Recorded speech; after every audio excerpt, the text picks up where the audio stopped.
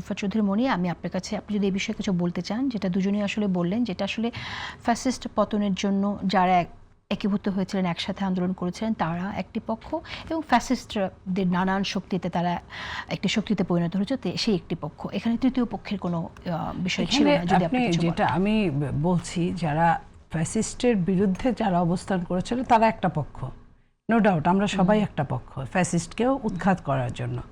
আর ফ্যাসিস্টের বাইরে যারা, আপনি মনে করেন যে অনেকেই এই যে যেটা সে বলল আমাদের এনসিপির নেতা, যে উপর থেকে ওই যে আপনার মেট্রো রেল, ঘটনাগুলো কিন্তু সত্য, ঘটনাগুলোর কিন্তু কোনো এখানে দ্বিমত নাই।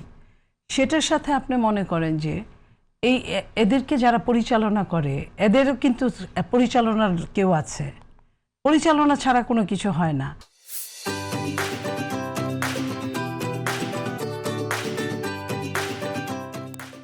আমি সেই তাদেরকে বুঝাচ্ছি যে যারা যুদ্ধ করে তারা কিন্তু যুদ্ধ করে।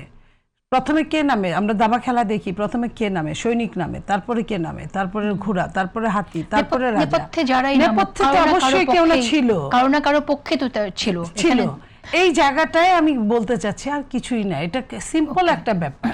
ওকে, আচ্ছা, স্পষ্ট হয়েছে কিনা আপনার কাছে? বাকি এখন যদি উনি বলতে চাইলেন যে ফ্যাসিস্ট যারা পরিচালনা করছে তার বাইরেও তো দুইটা পক্ষ নেপথ্য, এখন পুলিশ ছাড়া অন্য কোনো ফোর্স যদি রাইফেল দিয়ে গুলি করে বা স্নাইপার, সেটা তো অবশ্যই ফ্যাসিস্টদের পক্ষে এবং তাদের। আমি সেটাই বলছি, সেটাই তো বলছি, যারা ছিল তারা তো আমরা জানি, দেখেছি, দেখার বাইরেও যে কেউ যে ছিল না তার নিশ্চয়তা কি, আমি সেই কথাটাই বলছি।